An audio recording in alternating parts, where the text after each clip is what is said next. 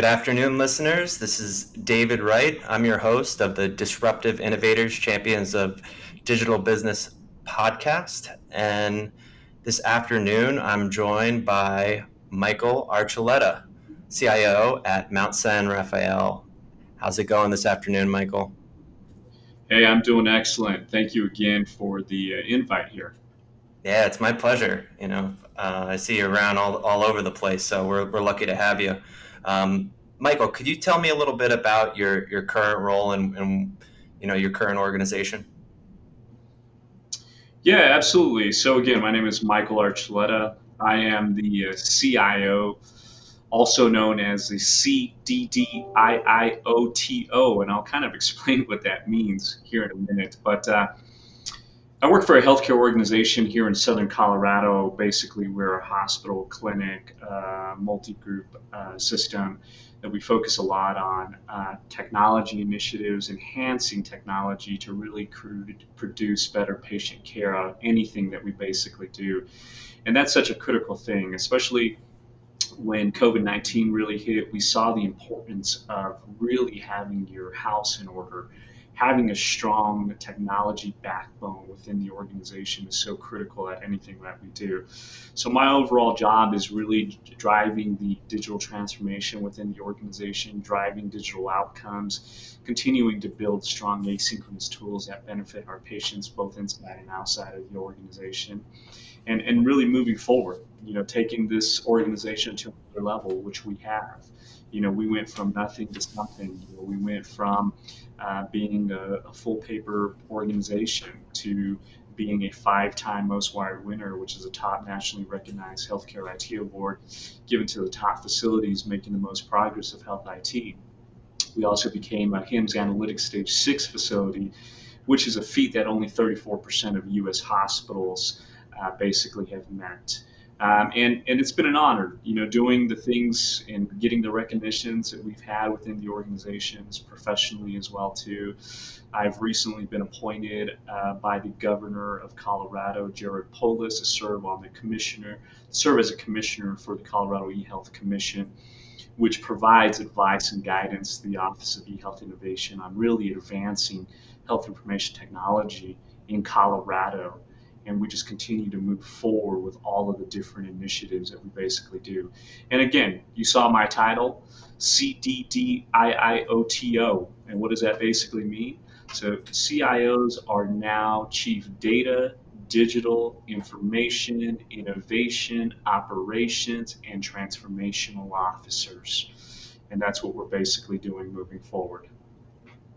I love that. It's so crucial that CIOs step into that role. So it's clearly you're ahead of the curve.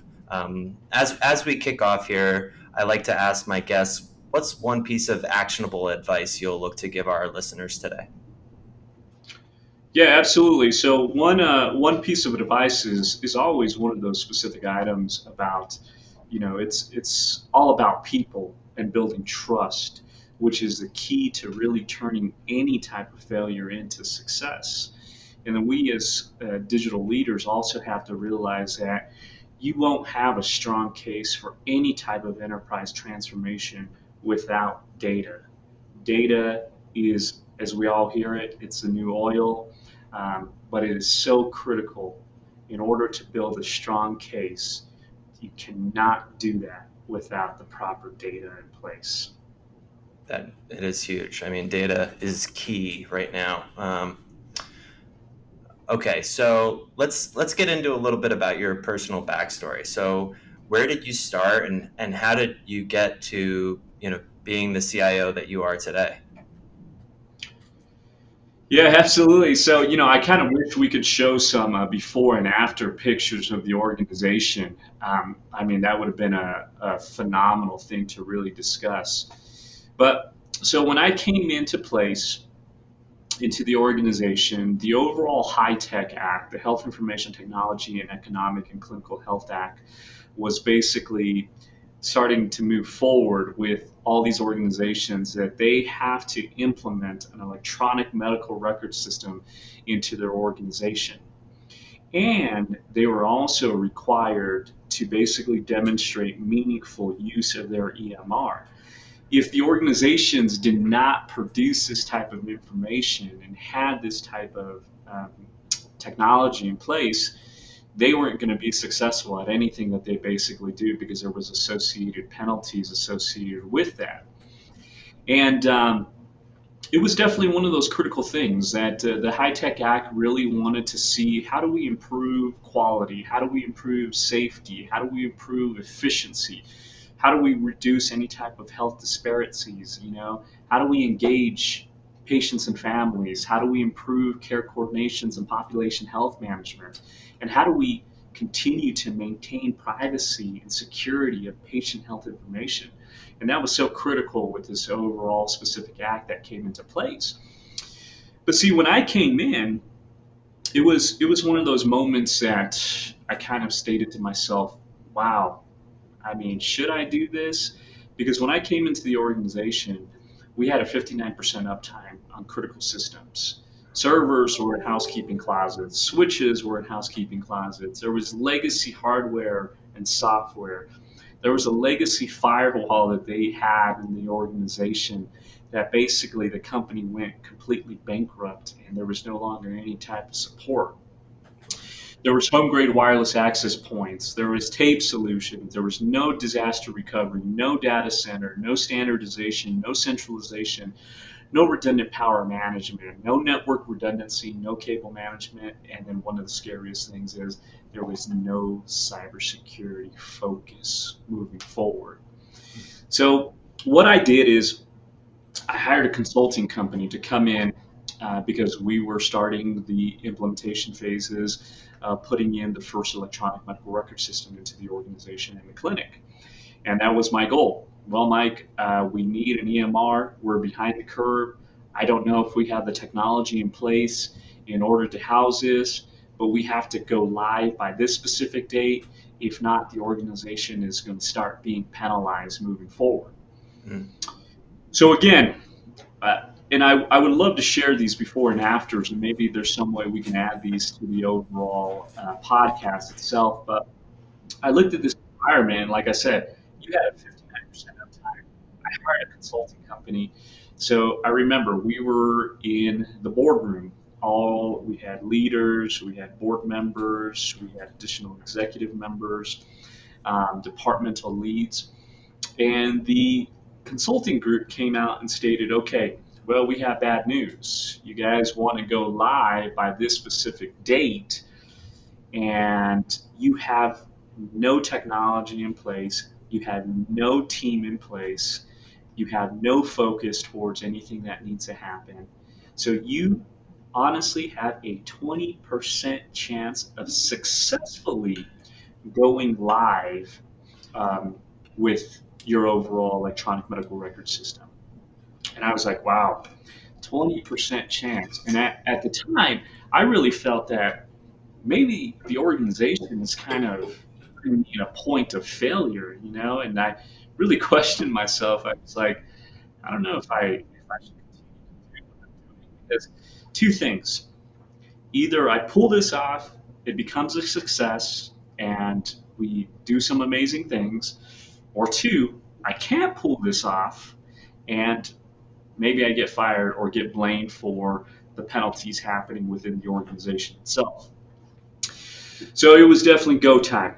I mean, talk about a digital transformation, talking about day and night and working day and night to really make this a reality moving forward. And the day came, we went live. We met all of the specific electronic medical record applications in place.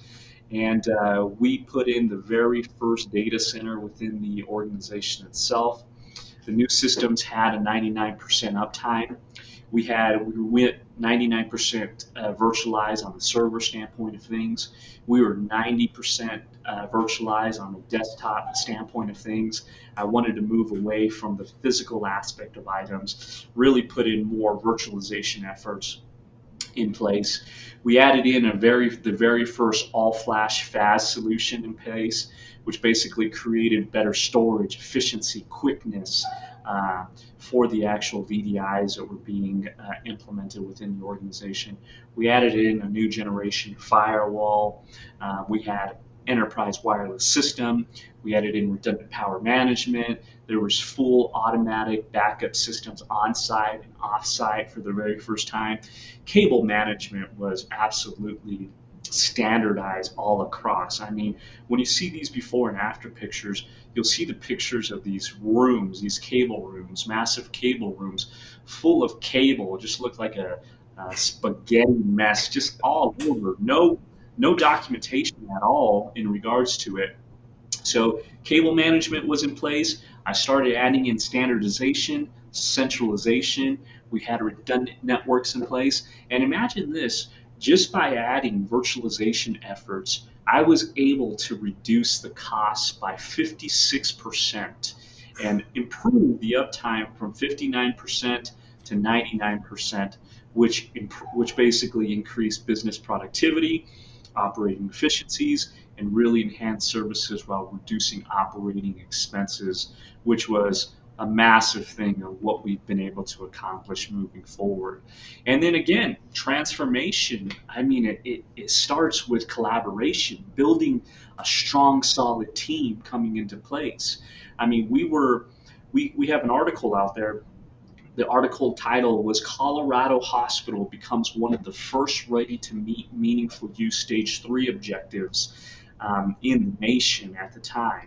You know, we went from nothing to something to focusing on technology initiative, on the reprioritization of IT. Because that's the thing, is that if you look at the healthcare industry itself, the healthcare industry has been one of those antiquated industries that has always had that brick and mortar theology in place. Yep. And that has really damaged, you know, the overall focus of transformation within our overall industry. And then the problem is too is that healthcare has always seen IT as what? A cost center. Yep. I mean, I was just going to always say that. cost center, and that is a major problem too. And then also too, IT has always been considered a ticket taker versus a value maker. And that's really critical to remember. And I always state that incorporating IT as a core component to the overall organizational strategy it's not a technology makeover, but truly a business revolution.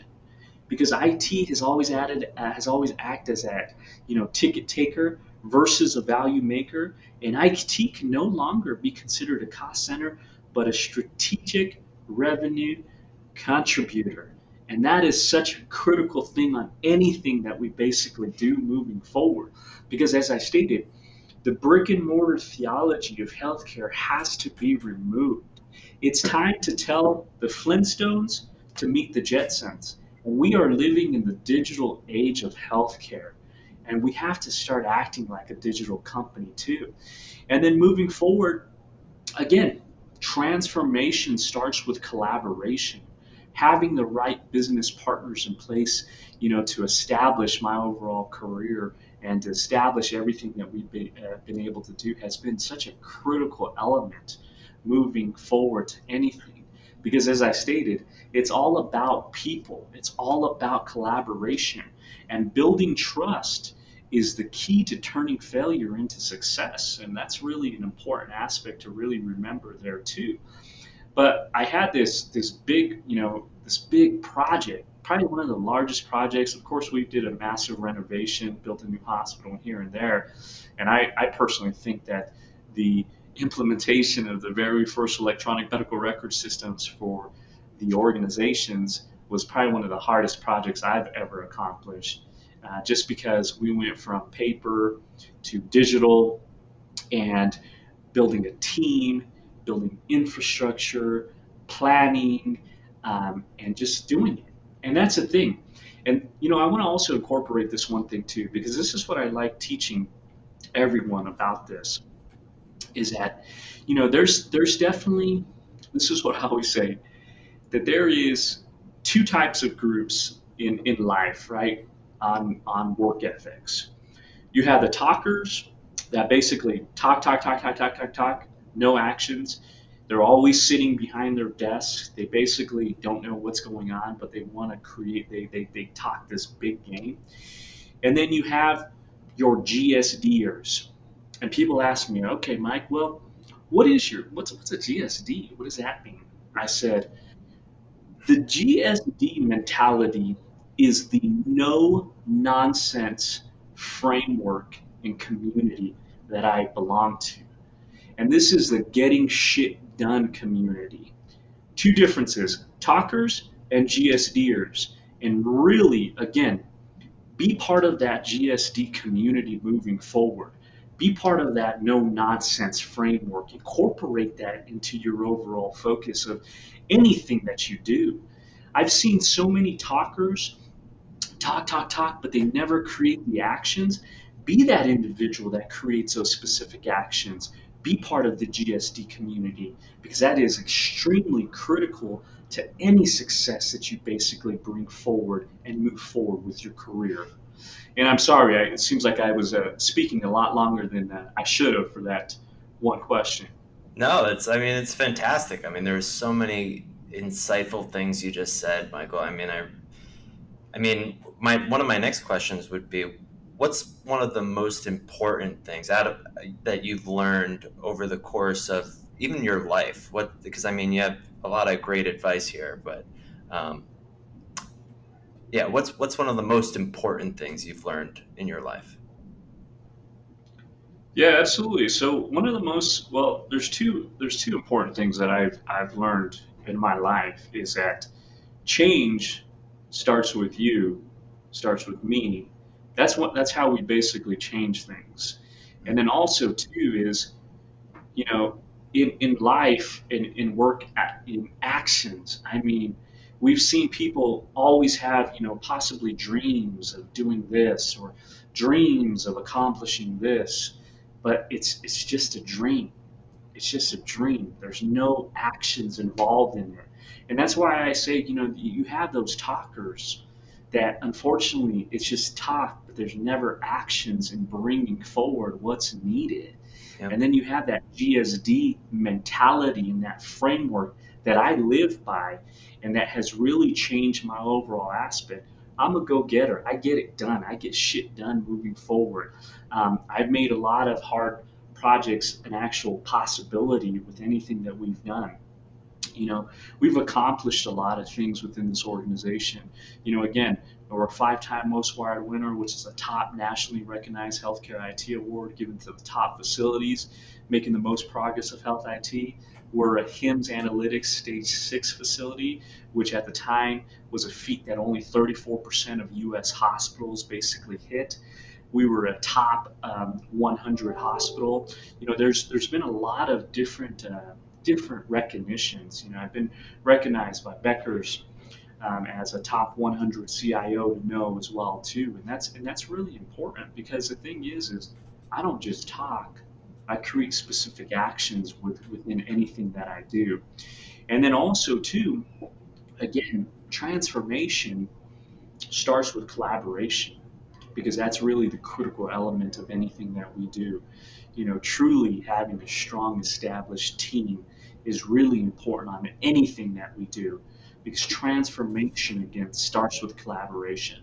And there's a Spanish word that I like to include, which is adelante, which basically means forward.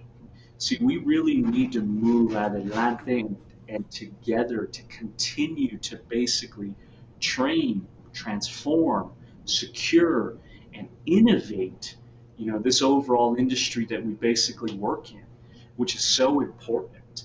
And that's really another thing too, is that I've seen a lot of CIOs not really extend a hand to help individuals come up when they need to come up. And that's really a disservice moving forward. I'm one of those individuals that says, you know, let's let's train, let's bring the new future leaders out in place on anything and move them forward because that's really the success of anything that we do, especially in the future leaders that we have in place. I mean, this is the future, ladies and gentlemen.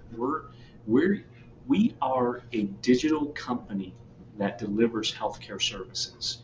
That's what I always say. Hospitals and clinics are digital companies that deliver healthcare services. And we need to start acting like a digital company. And that brick and mortar theology needs to go away, needs to go away completely because it has been a disservice and it has hurt this overall industry since the 1940s. And we've known that we've worked in inefficient legacy systems since then. This needs to be away, ladies and gentlemen. I love that, Michael. I mean, it really sounds like you're leading the charge on, transforming the patient experience, which, really resonates with me, and really creating not only positive business outcomes, but positive, uh, having a positive impact on the community, which is really amazing. Um, let let's talk a little bit about your vision. So obviously, you totally transformed Mount San Rafael. You built this you know basis for what's possible in the future. So now that you kind of have that, what's your vision for the organization today? Again, the vision is really continuing to accelerate transformation within the organization itself. I mean, that's really important. Um, we've seen what has happened to this industry moving forward. Well, we've seen what happened to almost every industry moving forward.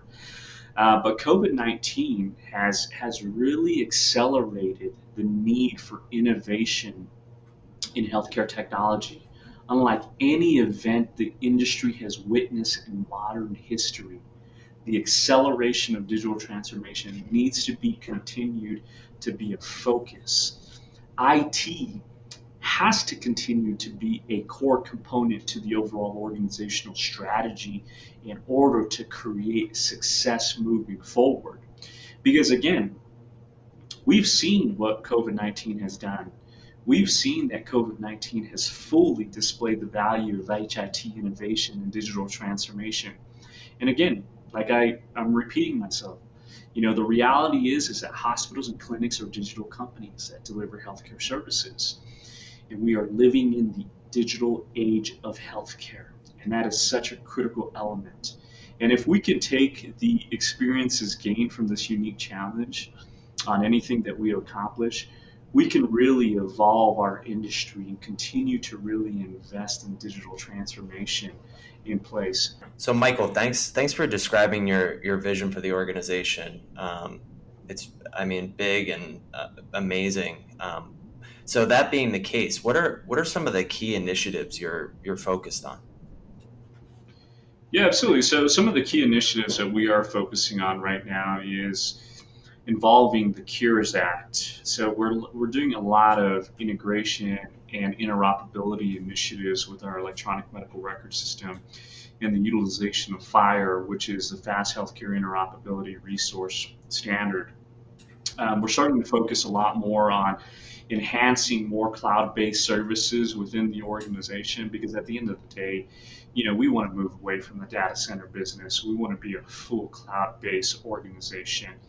We're currently a hybrid solution, but we are moving forward in a strong cloud strategy at this point to really be fully cloud by next year. And then we continue to focus on our cybersecurity needs. I mean, that's really a critical thing, and that's really a problem within this industry itself. I mean, we went from being to the top 10 now to the top seventh most attacked industries out there. This is a major issue moving forward. And I looked at this overall national poll, and this national poll stated that 43, I think it was 43% of healthcare organizations do not provide proper cybersecurity awareness training programs to their employees. And we're like, ladies and gentlemen, the most important thing when developing an overall strong cybersecurity culture and environment within your organization is focusing and building a strong human firewall the human firewall, training your team to understand specific potential threats coming in. Because if you look at last year's numbers alone, 91% of all targeted ransomware attacks that were basically targeted towards a healthcare organization came through a phishing email. And who are they phishing? They're phishing our employees. Why? Because employees are vulnerable. Employees are curious. Employees are click happy, unfortunately. And at times, because the employees don't have the proper training to help identify specific items, we have to really reincorporate some of the initiatives that we do within our organizations and really make sure that cybersecurity and IT are established as a core component to anything that we do moving forward. Because as I stated too, is that the brick and mortar theology of healthcare is done, ladies and gentlemen. I'm sorry to say, it's done. But if you are a progressive, transformational organization, you have to realize that if you do not have a strong technology foundation within your organization moving forward, you will not be successful. And that is really the overall issue with a lot of these organizations that I've seen in the past as well too. Some of the failure issues that they basically have when trying to transform their organization or continuing to invest in technology initiatives. Because at the end of the day, we ask ourselves, okay, well, why do we need more technology or why do we need more cybersecurity products? Well, what would happen on a financial um, level if a breach happened? What would happen on an operational level if a breach happened? And what would happen on a reputational level if a breach happened?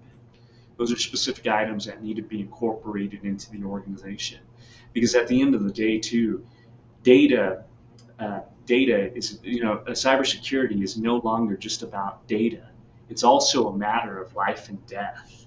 I mean, and that is such a critical piece because look at some of the medical devices that we basically have in place. 83% of those specific companies that are mandated by the FDA have admitted that they have a cybersecurity problem. And implantables, look at implantables, look at the pacemaker software alone. There were several thousands of security flaws associated with that actual piece of software. And then we ask ourselves, can the heart be hacked? And yes, it can be.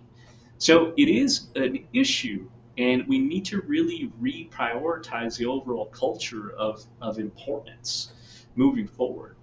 And as I stated, that IT can no longer be considered a cost center, but a strategic revenue contributor. And that is such a critical component that needs to be established in order to create success moving forward. And that's my overall goal within the organization is to continue to focus on those levels, continue to focus on the transformation, continue to focus on the cloud-based initiatives, looking on more on interoperability initiatives that will allow us to transmit data more efficiently, more effectively, more securely. These are items that are really important because, ladies and gentlemen, at the end of the day, my new CEO is the patient, and that's basically the bottom line. That is who I am answering to because those individuals are the ones that are basically saying, well, I now have the ability to choose where I want to go to. I am taking more care of myself, and I'm taking more charge of my overall health. So if, as an organization, if we do not continue to build asynchronous tools that benefit our patients both inside and outside of our organizations, we will not be successful moving forward. And that's basically the bottom line. Yep. So my overall focus has been continuing to accelerate and telling the Flintstones to come meet the Jetsons because it's about time we basically move forward like that. I love that. Yeah, we say it needs to be hyper personalized and radically convenient. And it's funny, we've been engaging with more and more operational and clinical leaders because they're realizing that the IT vision and mission truly needs to be derived from that business context and the you know creating those patient outcomes, starting with kind of the challenges that the organization is facing, the impact that they're having on the business, and then backing into how IT can help solve for that. So, 100%. And that's why I said that, we have to realize that this isn't just a technology makeover, but a business revolution to continue to really transform healthcare, which is much needed moving forward.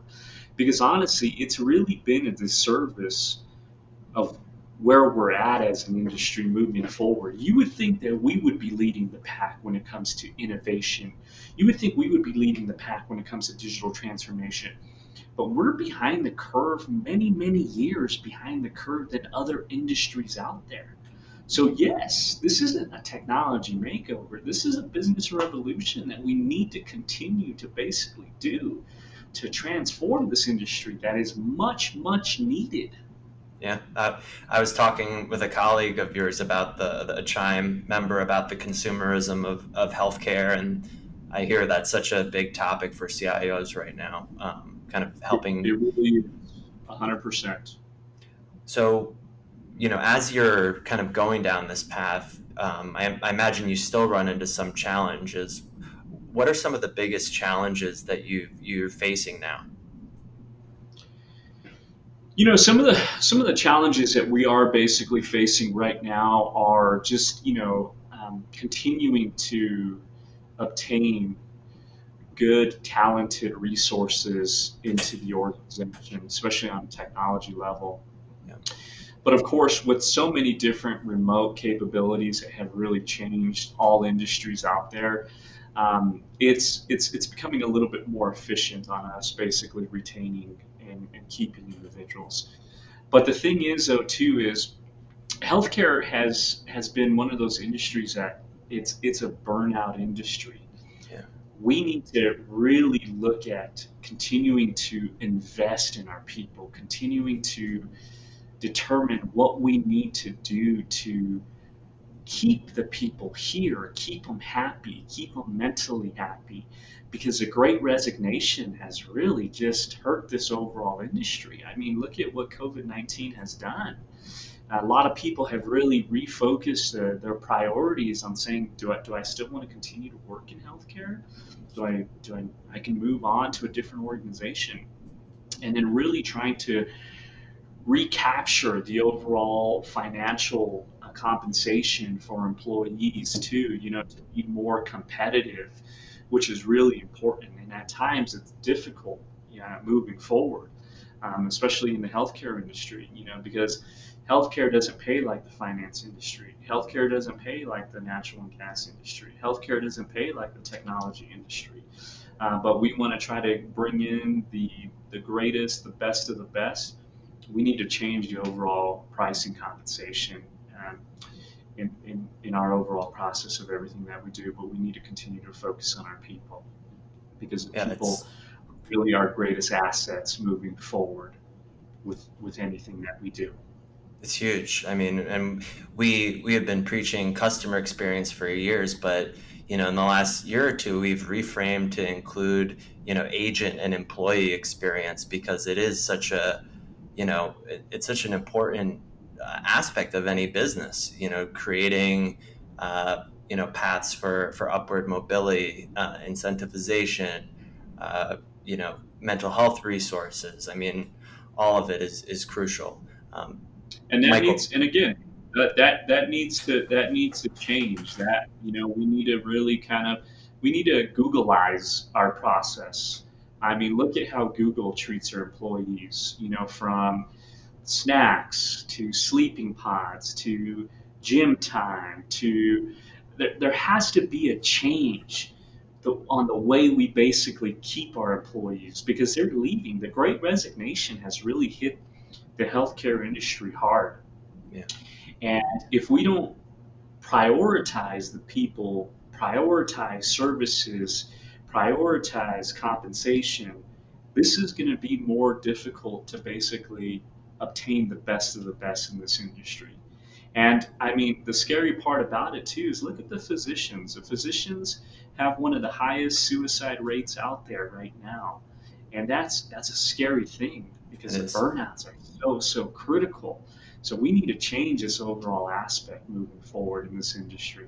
So, Michael, what kind of innovative, we talked a lot about the business vision of the organization and how important it is to, leverage IT to help drive the business forward. What are some of the innovative technologies that you're excited about that are supporting your organization create better patient outcomes? Yeah, absolutely. I mean, there's a lot of new technology outcomes really happening in our industry, and especially in our organization. I mean, the utilization of fire, with incorporation of the Cures Act. I mean, that's exciting to really start seeing more interoperability initiatives between systems.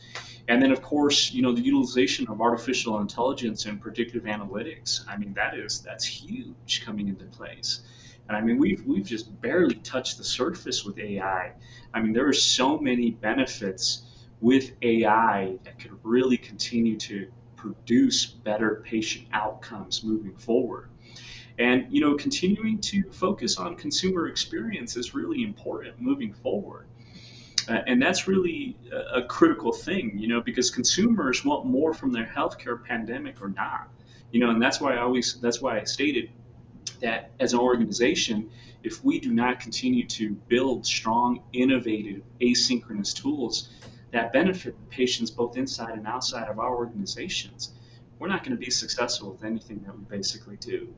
And then moving forward with, networking, data, bandwidth connectivity, 5G has a lot of benefits coming in place with better reliability, better bandwidth, quicker speed times. I mean, there's so many great outcomes in regards to this. So what I'm really excited is just the continued use of AI, predictive analytics, incorporating 5G, more cloud-based initiatives that are basically enhanced, the utilization of FHIR, which is a fast healthcare interoperability resource standard coming out of the HL7 group, and creating more interoperability towards the overall systems that we basically have. And then really trying to continue to focus on the digital path that healthcare is basically intended to go down.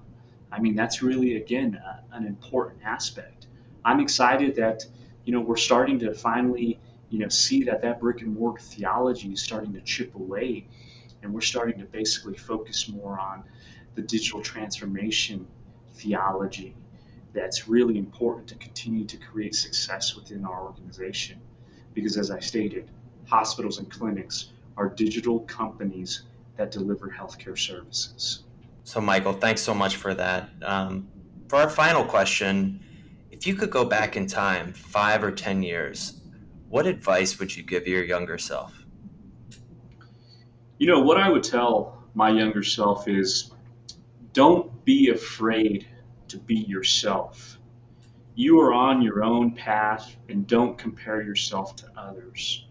Be happy and proud of who you are and where you're from.